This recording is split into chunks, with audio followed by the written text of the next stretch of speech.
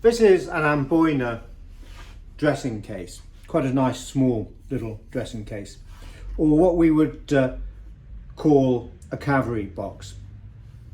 And we've seen lots of English and French cavalry boxes, and typically they're dressing cases that were small enough to fit inside to an officer's saddlebags.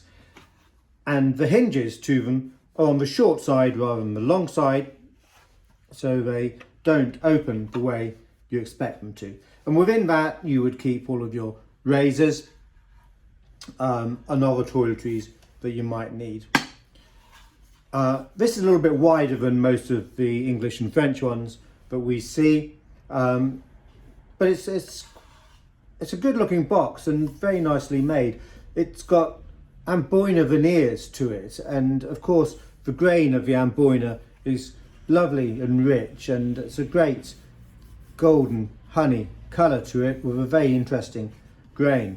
So that's veneered on there. We can see a cut of a veneer there and a little line. You've got nice brass edging all the way around it.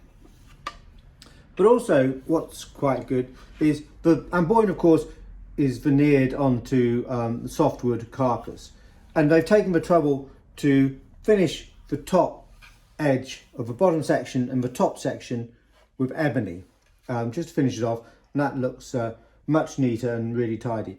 And while we've got it open, you can see there's some marks where there would have been dividers. They've been removed now, so it's probably been used as a little knick-knack box or whatever. But there again, another good indicator that it was a cavalry box. And added to that, if you can just see that there's a notch cut out there and also to the other side there.